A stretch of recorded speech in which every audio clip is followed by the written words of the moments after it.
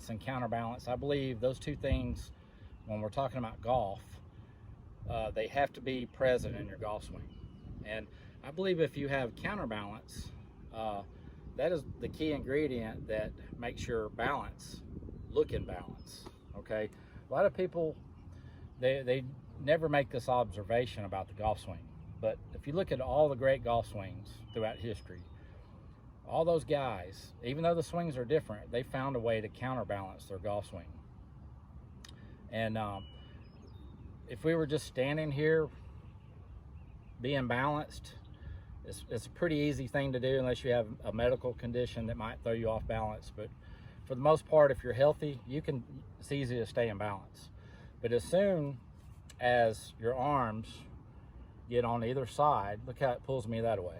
If I go that way, it pulls me that way. So great players know how to counterbalance that, okay? They know how to do that. I always talk about swinging in the door frame. I can swing in that door frame because I'm counterbalanced. I even have a door frame on this side of me, front and back, and I'm swinging inside that. You might ask, how do you counterbalance your golf swing? Okay, we talk about the spiral. That is the first step into counterbalance. That spiral, I'm in the door frame. But if you notice from this position, when I spiral, my bottom, my right buttocks comes back in this direction. It doesn't go forward, it doesn't stick out that way. It's just, it goes in that direction, goes in that direction. You notice my knees have a little bit of a spiral, my hips spiral up. I'm counterbalanced, guys, right there. And that's pretty neutral right there. Coming through your body on that path is neutral. This right here is not neutral. This is not neutral. So I'm counterbalanced from that side. So I'll work the club down. I have a 5 o'clock nose. Okay, you'll see a 5 o'clock nose right here. I'm working it from the inside. Now notice there's a little bit of tilt in the body. You can certainly get too much tilt. You can certainly not have enough. But when I strike this ball, all right, I take it back, I'm counterbalanced. When I come down, I have that 5 o'clock nose, I strike it, and the arms go into that capital Y that I talk about. Well, as they're going in that direction, they're working up a spiral. So it's pulling me back this way. If I just went this way, there's no way I can counterbalance that. So it goes up and around, and my swing actually pulls me to my finish because I'm counterbalanced. But that 5 o'clock nose is something prevalent with all great ball strikers. They're always in that position. Strike, and then the head comes around in a spiral. You hit, work up, and around, I'm counterbalanced. Not only the forces are going to the outside, up and around, my body is counterbalanced. So this right here happens. The club accelerates and my arms are like that. It extends my arms, but I feel the force going back into my arms because I'm counterbalanced. This will accelerate the golf club, okay?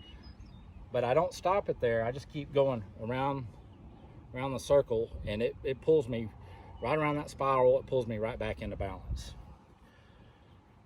If I was vertical, went straight up, you're gonna have to reroute it to figure out your counterbalance. If you swing to the left from a vertical swing, look what it does. It pulls me that direction because I don't have the counterbalance I need. It kind of makes me think of, you know, if you were just standing here and you put your arms up like that vertical, you could definitely be in balance. But as soon as they go into any type of motion, you're gonna have to counterbalance. And there's no way of not getting that golf club somewhere on this side.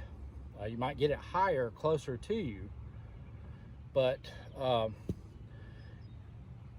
having that height is not always a good thing. I think, matter of fact, I think it's a detriment to most players. And this takes me back to my youth, my teenage years, my early adulthood. I live here in the South in Mississippi, and we ride four-wheelers. I mean, we've got a big lake here, a river that runs through there, and we have a lot of bottom land. And we ride we ride in the bottom through the mud and water and have a big time. And some of the guys started putting lift kits on their four-wheelers, bigger tires. They would raise their four-wheeler to go through the water and mud. It did great in the mud, but as soon as they got on any kind of an incline, side of a hill or anything like that, it was disastrous. Same thing if they went around a curve, going with any type of speed or velocity, it could be disastrous. I've seen many four-wheeler wrecks and people injured by that very thing. So a golf swing goes around that corner, okay? So vertical is not always good. That's not, you know, especially if you get too much weight at the top and the forces are going around that corner, it's going to throw you off balance. There's no way to avoid that. So I think, yeah, I think what I'm promoting is a pretty neutral way to go. It's, you know, it's not over the shoulder or around. It's, you know, pretty much through the center of your body right there. So it's a pretty balanced thing. You just have to learn how to counterbalance, and if you do that, you're going to get better. You're going to have tons of leverage in your golf swing. You're going to be able to maintain that radius and low point, and all these things will start coming together and they'll start making sense to you. So, and by the way, you don't have to be extremely athletic to do this. There's nothing really that athletic about it, to be honest with you. So it's just understanding these principles and practice them, put them to use, and we'll catch you next time.